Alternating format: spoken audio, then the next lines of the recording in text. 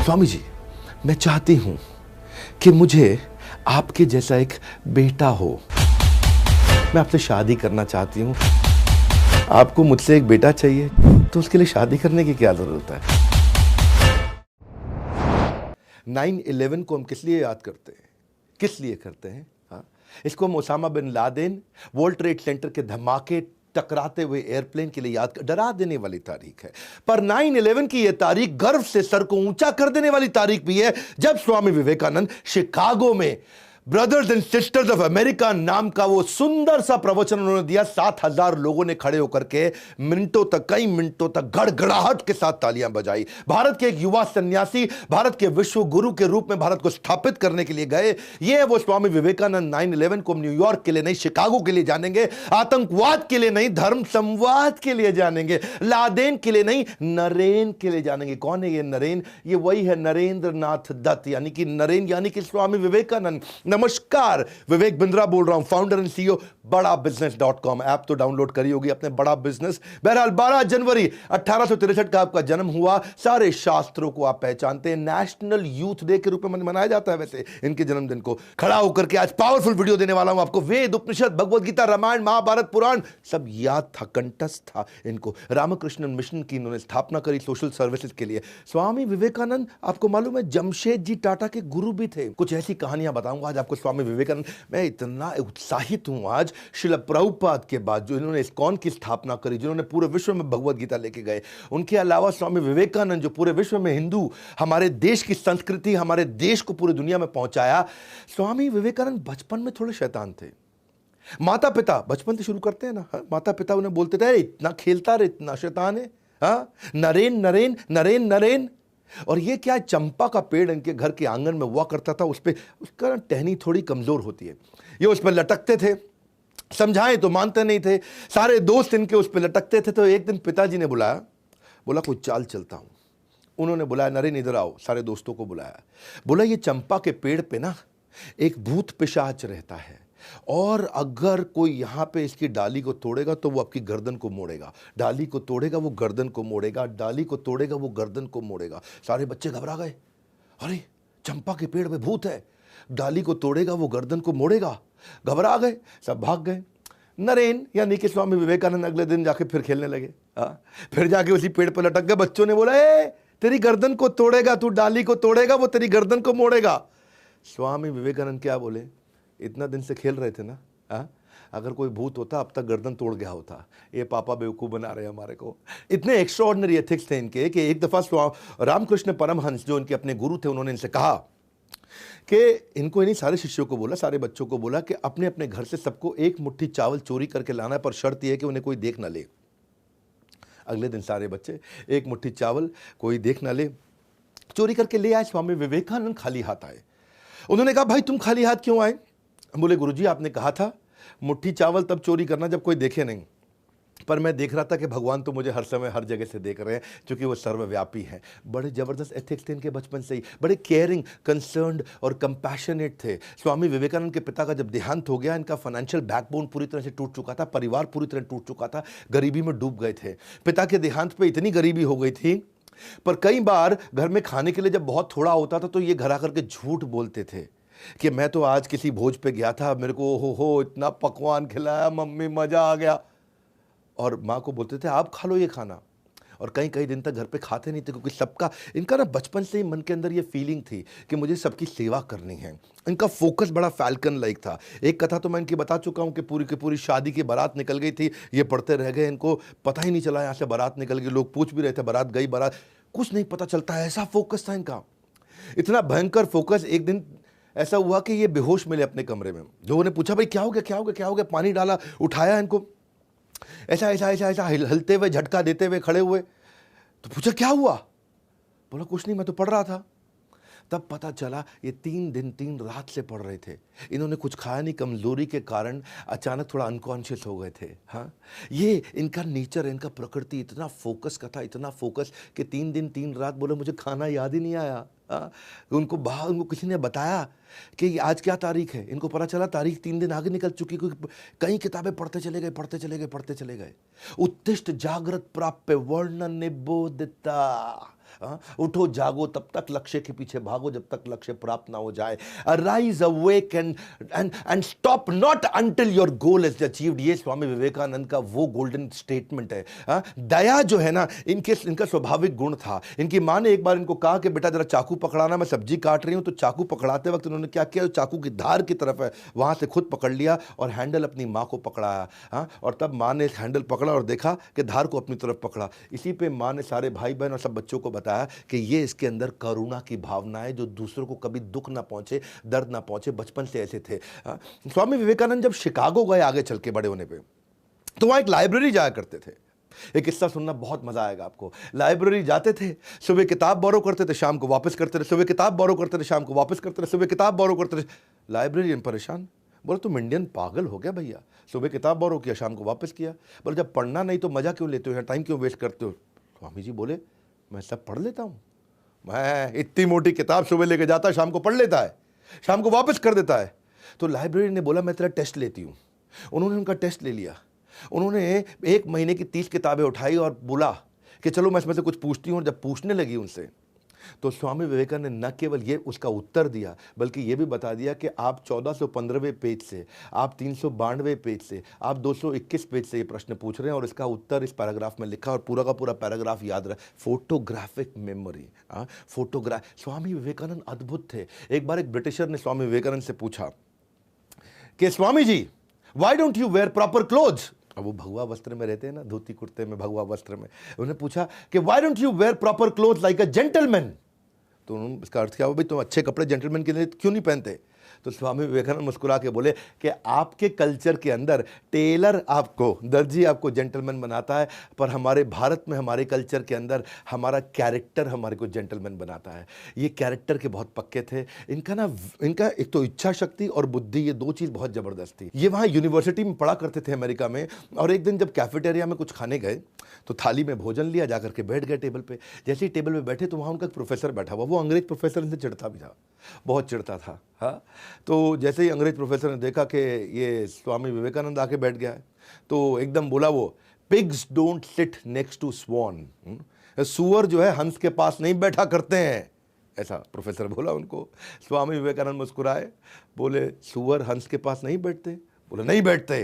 बोले ओके ठीक है, मैं उड़ जाता हूँ फिर। और उठ के प्लेट निकल पड़े। सारे बच्चे हंसने लग गए। वो सोच रहा था कि भाई इसको सुअर बोलूँ, ये कहते हैं मैं उड़ जाता हूँ। तो बेचारे प्रोफेसर की बेइज्जती हो गई। वो बोला मैं उड़ जाता हूँ, मतलब ये हंस तो सुअर। तो बेचारे जब सब हंसने लगे तो प्रोफेसर को बहुत बुरा लगा। उसने सोचा है मैं इसकी बेइज्जती करता हूँ, चिंता मत कर, तू क्लास में, तो क्लास में देखता हूँ। वो स्वामी विवेकानंद क्लास में आके बैठे तो प्रोफेसर ने कहा ए तुम खड़े हो जाओ। और स्वामी विवेकानंद को खड़ा कर दिया। खड़ा करके बोले अगर 2 थैले मिलेंगे बाजार में, एक में धन एक में बुद्धि, स्वामी विवेकानंद तुम क्या उठाओगे। तो स्वामी विवेकानंद मुस्कुराए, बोले मैं धन वाला थैला उठा लूंगा। बोले देखा मुझको पहले ही पता था, है जी। तो बोला, प्रोफेसर बोला अचानक, बोला आप क्या करते। प्रोफेसर बोला मैं बुद्धि का थैला उठाता, बुद्धि जरूरी है। स्वामी विवेकानंद बोले ठीक बात है, जिसके पास जो नहीं है वो तो वही उठाएगा ना। हाँ, अब बच्चे बहुत जोर से हंसने लगे, है जी। उसने टीचर को फिर बेवकूफ़ बना दिया। लेकिन टीचर को जो है ना गुस्सा बड़ा, बोला इसको भी सिखाता हूँ मैं, अभी सिखाता हूँ। अगले दिन उसने टेस्ट ले लिया सबका, बोला सब टेस्ट दो। स्वामी विवेकानंद ने टेस्ट दिया, बहुत देर बैठ के बढ़िया टेस्ट दिया, इतनी शीट भर दी। तो जब प्रोफेसर के पास सारी शीट आई, प्रोफेसर साहब ने शीट पढ़ी नहीं और नीचे लास्ट में आखिरी शीट पर लिख के दे दिया इडियट। इडियट लिखा, वापस कर दिया, है जी। स्वामी विवेकानंद ने देखा कि भाई ये प्रोफेसर ने पढ़ा नहीं है और नीचे लास्ट में इडियट लिख दिया है। तो वापस गए प्रोफेसर के पास, बोले प्रोफेसर साहब, हाँ गुरुजी, आपने जो है साइन करके अपना नाम तो लिख दिया लेकिन मेरे को मार्क्स तो दिया ही नहीं। तो वो इडियट बता दिया कि आपने अपना। इतना तेज थे स्वामी विवेकानंद, इतना तेज थे कि प्रोफेसर बोले इडियट लिखा तो आपने साइन कर दिया मतलब।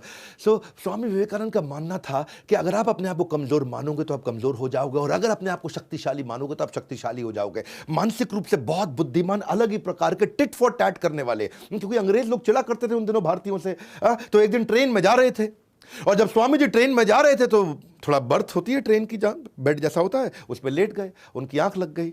तो बाजू में अंग्रेज बैठा था। अंग्रेज ने देखा ये स्वामी जी बैठे, चिढ़ते थे उनसे वो, तो उनका जूता उतारा, निकाल करके खिड़की से बाहर फेंक दिया। अच्छा, स्वामी जी ने देख लिया कि खिड़की से बाहर फेंका, पर वो कुछ बोले नहीं। और अंग्रेज भी देखा स्वामी कुछ बोल नहीं रहा है, तो अंग्रेज को लगा इसको अंग्रेजी आती नहीं होगी या मुझसे डर गया है, तो ये कुछ बोल नहीं पा रहा है मेरे आगे। स्वामी जी चुपचाप लेटे रहे। थोड़ी देर में अंग्रेज को भी नींद लग गई। जब अंग्रेज को नींद लगी तो स्वामी जी ने जो है उठे, उनका हैट और अंग्रेज का कोट उठा करके खिड़की से बाहर फेंक दिया। जब अंग्रेज उठा तो देखा भाई हैट कोट कहीं मिल नहीं रहा, तो बोले स्वामी जी आपने मेरा हैट कोट देखा है? बोले हाँ देखा है। बोले कहाँ है वो? बोले वो मेरे जूते ढूंढने गए हैं। हाँ, मेरे जूते ढूंढने गए। इतना तेज टिट फॉर टैट करते थे। स्वामी जी के बारे में नेताजी सुभाष चंद्र बोलते थे कि ये फुल ब्लडेड मैस्कुलिन पर्सनालिटी है, फाइटर टू द कोर है। हाँ, फुल ब्लडेड का मतलब always enthusiastic, high on energy. ये कोई असाधारण वैसे स्वामी जी नहीं थे जो केवल हाथ ही जोड़ के ऐसे बैठे रहे। ये अलग प्रकार के स्वामी जी थे। इनका प्रेजेंस ऑफ माइंड बहुत तेज था। एक दिन जब ट्रेन में ट्रैवल कर रहे तो वहां कुछ लड़कियां आ गई सामने। लड़कियों ने देखा कि गेरुए वस्त्र में साधु बैठा है, बेवकूफ होगा, इसको कुछ बेवकूफ बनाते हैं। उन्होंने देखा कि स्वामी विवेकानंद ने बहुत बढ़िया घड़ी पहनी है, इतनी बढ़िया घड़ी तीनों लड़कियों की नजर थी। तो उन्होंने स्वामी जी को बोला, ए स्वामी अपनी घड़ी उतार के दे दो, नहीं तो यहीं चिल्लाएंगे कि तुम हमको छेड़ रहे थे। तो स्वामी विवेकानंद चुप रहे। उन्होंने अनसुना कर दिया, ए स्वामी तुमको बोल रहे हैं घड़ी उतार के हमको दे दो। अंग्रेजी में बोला, मैं ऐसे बोल रहा हूं, घड़ी उतार के दे दो, नहीं तो हम यहां शोर मचा देंगे कि तुम हम पे, हमारी इज्जत पे हाथ डाल रहे थे, तुम हमको छेड़ रहे थे। स्वामी जी जो है चुपचाप बैठे रहे। तो जब उन्होंने थोड़ा और आगे जाकर के बोला, स्वामी जी बोले हाँ। तो लड़कियां बोली अब क्या करें, हाँ जी कैसे समझाएं इसको? स्वामी जी बोले हाँ। और लड़की अच्छा पढ़ लेता है, बोल नहीं पाता, सुन नहीं पाता। उन्होंने लिख के दे दिया कि भैया सुनो, मेरी अपनी घड़ी उतार के दे दो, नहीं तो सबको बता देंगे तो हमको छेड़ रहे हो। स्वामी जी ने जैसे ही पर्चा लिया जेब में रखा, बोला अब पुलिस को बुला लो, अब संभाल लूंगा। तो बहुत तेज थे वो कि जो लिखे तो मैं ले लिया, घड़ी उतार के दे दो। ये स्वामी जी का जो है ना प्रेजेंस ऑफ माइंड, ये कमाल का था। इनकी फोटोग्राफिक मेमोरी थी।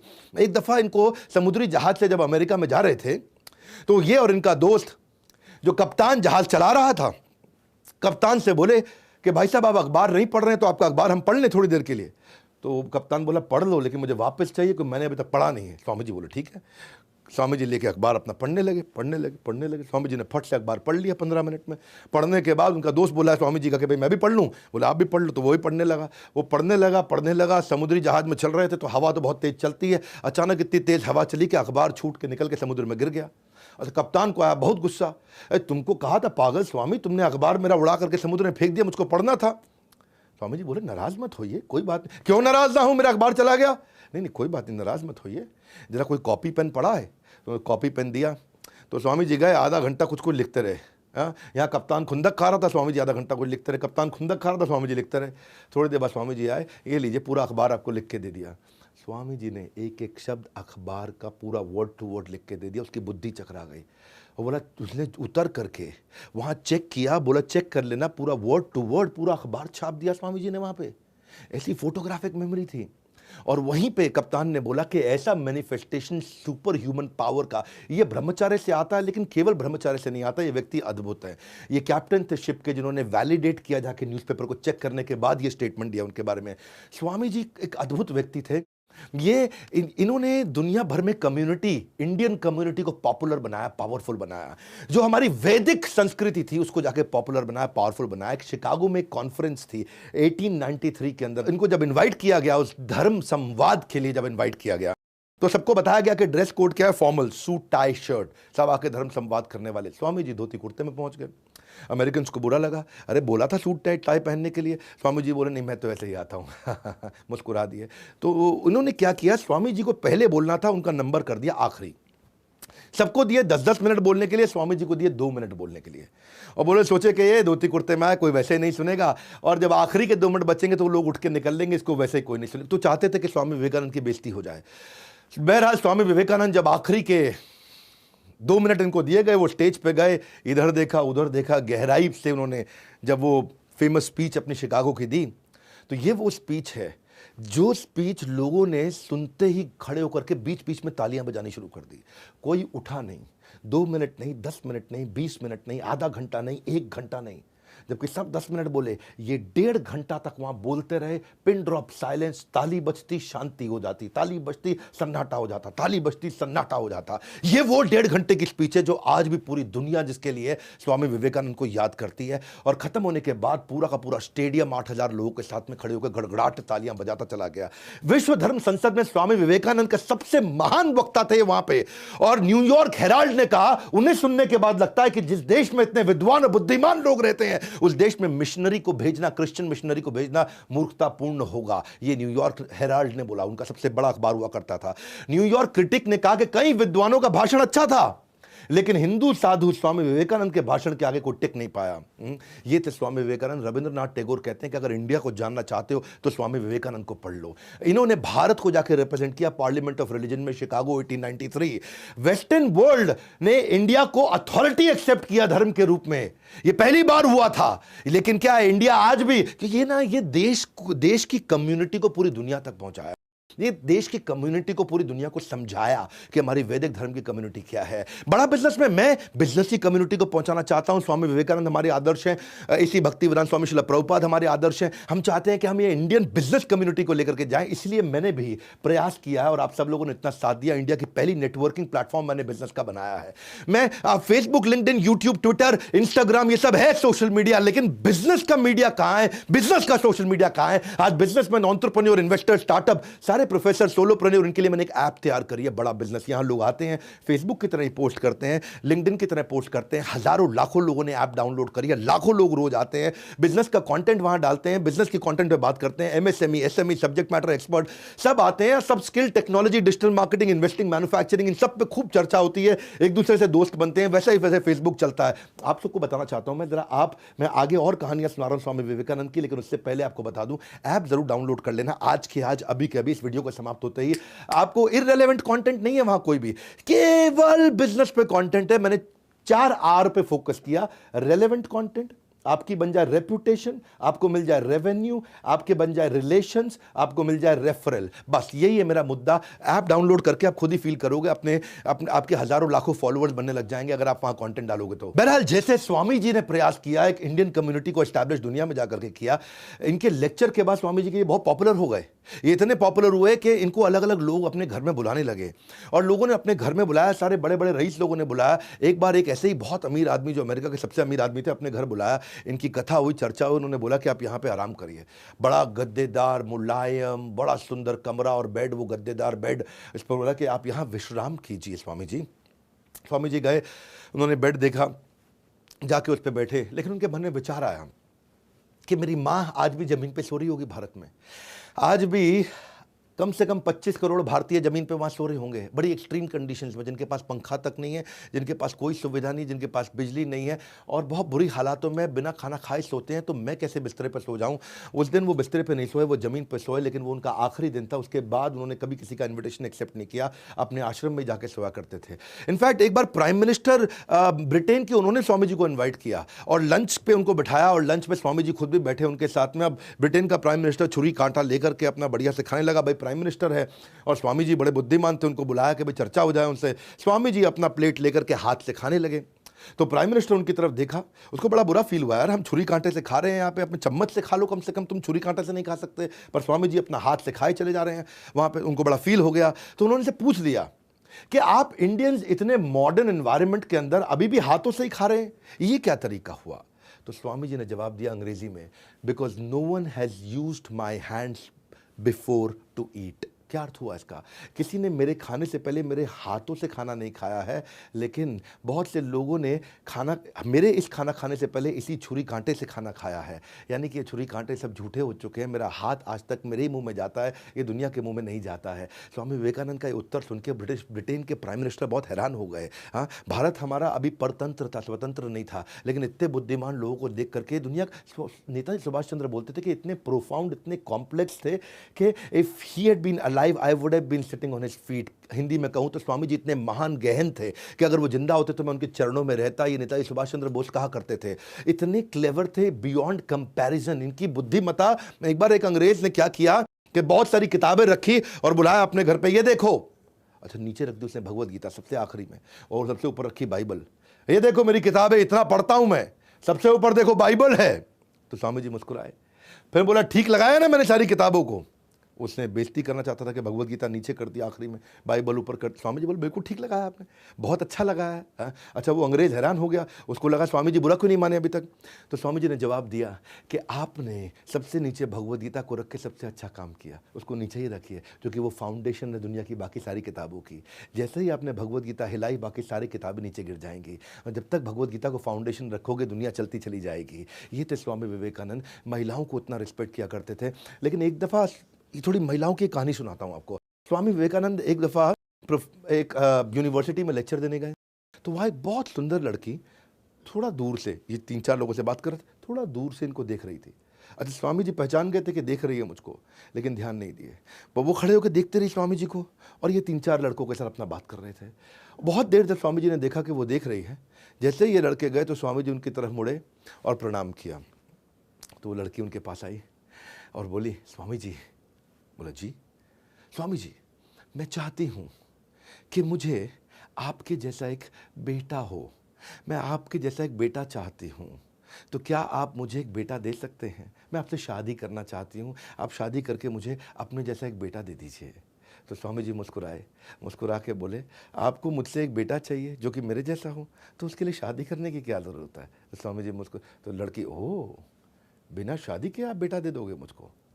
Good idea. हाँ, तो लड़की को लगा कि लगता है स्वामी जी तैयार हो गए हैं, अब मुझे बढ़िया बढ़िया। तो उसके मन में कुछ हार्ट ऐसा चलने लगे, ऐसा मतलब वो सोच ही रही थी। तो स्वामी जी फिर मुस्कुराए, बोले, हाँ मैं ठीक कह रहा हूँ, बिना शादी के आपको मेरे जैसा बेटा मिल सकता है। देखो, शादी करके मैं कोई गारंटी नहीं दे पाऊँगा कि हमारे संबंधों से जो संतान की उत्पत्ति होगी वो बिल्कुल मेरे जैसा होगा, ये मैं गारंटी नहीं दे सकता, लेकिन मेरे पास दूसरा उपाय है। तो वो बोली, क्या?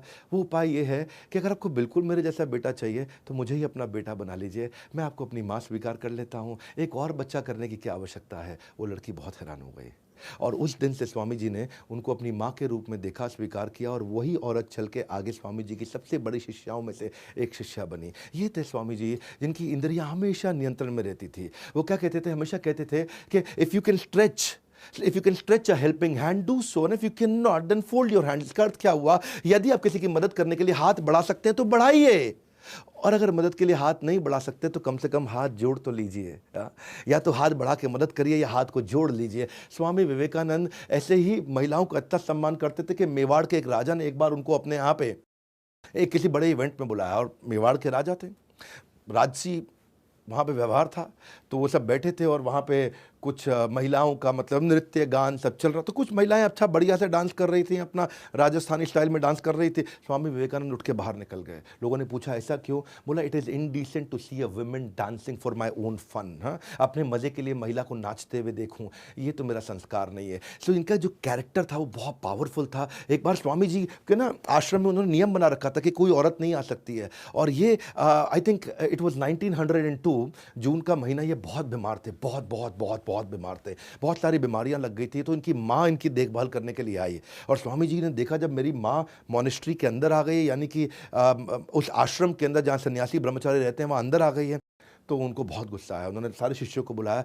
बोला मेरी माँ को ले जाओ यहाँ से। तो उन्होंने बोला, नहीं, आपका ध्यान रखने के लिए आई, आप इतने बीमार हैं। बोला, रूल इज़ रूल, सबके लिए बराबर रूल है। हाँ, ये मेरी माँ भी अंदर नहीं आ सकती है। तो उनकी माँ भी ब्रह्मचारी आश्रम तक चली गई, और 39 साल की उम्र में उसी साल अगले महीने उनका देहांत हो गया, इतनी सारी बीमारियों के कारण। उस समय उन्हें 39 बीमारियाँ थी, कैंसर भी था, क्षमा चाहता हूँ 31 बीमारियाँ, 39 साल की उम्र, migraine, tonsils, asthma, persistent fever, liver खराब हो गया, किडनी खत्म हो गया, इंडाइजेशन। ये 1 घंटे से ज़्यादा सोते नहीं थे कभी। इनको गैस्ट्रोनॉमिक ब्लोटिंग, इनको सर्वाइकल की समस्या, बैक में पेन, इतनी सारी बीमारियां इकट्ठे हो गई इनको। 31 बीमारियों के साथ, हार्ट प्रॉब्लम के साथ, कार्डियक अरेस्ट के कारण इन्होंने देहांत हो गया इनका। वो कहते हैं कि हमेशा ये बोल के गए हैं स्वामी विवेकानंद, एक चीज़ जो मुझे अच्छी लगी, don't forget who is helping you. कभी भूलना मत जिसने तुम्हारी मदद करी है। हाँ, कभी उसके साथ द्वेष मत करना जिसने तुमसे प्रेम किया है, और कभी उसको लूट मत लेना जिसने तुम पे विश्वास किया। Don't forget who is helping you, don't hate who is loving you, don't cheat who is believing you. ये थे स्वामी विवेकानंद। मैं हमेशा ऐसी भक्ति वेदांत स्वामी शिला प्रभुपाद का वीडियो बनाया, आपने नहीं देखा तो शिला प्रभुपाद का वीडियो जरूर जाकर के देखिएगा। लेकिन इसके बाद मैं स्वामी विवेकानंद का वीडियो बनाना चाहता था, इतनी रिक्वेस्ट आप लोगों ने कमेंट बॉक्स में करी, अगला वीडियो किसका देखना चाहते हैं बताइएगा। पर एक बहुत बड़ी अनाउंसमेंट दे रहा हूं, 2.5 साल के बाद, अरे बहुत एक्साइटेड हूं, 2.5 साल के बाद त्यागराज स्टेडियम में पूरे स्टेडियम के साथ खचाखच पावरफुल इवेंट करने वाला हूं। मेरे साथ सारे अरबपति प्रोफेसर और मैं खुद आकर के आपको बिजनेस ट्रेनिंग देने वाला हूं। अगर आप मेरे कोर्स को खरीद चुके हैं तो अपनी सीट ब्लॉक करा लीजिए, अगर आपने कोर्स नहीं खरीदा है तो फटाफट ले लीजिए। Powerful, impactful, high motivation business coaching program, सारे बिलियनियर प्रोफेसर, और स्टेडियम चाहे कितना भी बड़ा हो, हमारे लिए सीटें हमेशा कम पड़ जाती हैं। 3, 4, 5 जून सुबह से रात तक आप मेरे साथ रहने वाले हैं। बहुत बड़ा सेलिब्रेशन होगा, इतना सॉलिड ट्रेनिंग प्रोग्राम। मैं आपको साफ बात बताऊं, कितना भी बड़ा स्टेडियम क्यों ना ले लें, सीटें हमेशा कम पड़ती हैं, लोगों को वापस लौटना पड़ता है। अच्छा, इसमें कुछ स्पेशल सीट भी हैं, बिजनेस लाउंज सीट, उसका पता कर लीजिएगा, ये फर्स्ट रो होती है। फिर रॉयल डायमंड सीट, ये आगे की कुछ रो होती हैं, और फिर डायमंड कैटेगरी सीट, ये सारी की सारी प्रीमियम सीट्स होती हैं। ये केवल लिमिटेड है, चुनिंदा कस्टमरों के लिए, बाकी स्टेडियम में सब लोग बैठ ही सकते हैं। ये सीट्स लिमिटेड है। अगर आप बिजनेस लाउंज लेना चाहते हैं तो बिलियनियर प्रोफेसर्स के साथ उठ सकते हैं, बैठ सकते हैं, हमारे साथ उठ सकते हैं, बैठ सकते हैं।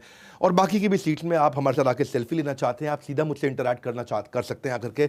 तो अगर आप मेरे साथ टाइम स्पेंड करना चाहते हैं, आकर के सीखना चाहते हैं, बोर्ड लाइन नंबर पे फोन कर लीजिए, पता लगा लीजिए, ये मौका आपको बार बार नहीं मिलेगा। स्वामी विवेकानंद के बाद अब और किसका वीडियो देखना चाहेंगे? मैं आपको बहुत सारे वीडियोस वापस देना चाहता हूं, फिर वापस आके खड़ा हुआ हूं, और इस बार पूरे फोर्स के साथ फिर बहुत सारे वीडियोस लेके आने वाला हूं। जैसे मैंने पिछले साल बहुत सारे वीडियोस लेके आया था, इस बार बहुत सारी personality based case studies. Comment box में जानना चाहता हूं आप किसका वीडियो देखेंगे, और स्वामी विवेकानंद को प्रणाम करने के लिए नीचे कमेंट बॉक्स में उनका आशीर्वाद लेने के लिए, मुझको भी आशीर्वाद देने के लिए कि उनका आशीर्वाद मिले, हमारे साथ जुड़े रहने के लिए, वीडियो को सही लोगों तक पहुंचाने के लिए आप सबका हृदय की गहराई से प्रेम पूर्वक बहुत बहुत धन्यवाद।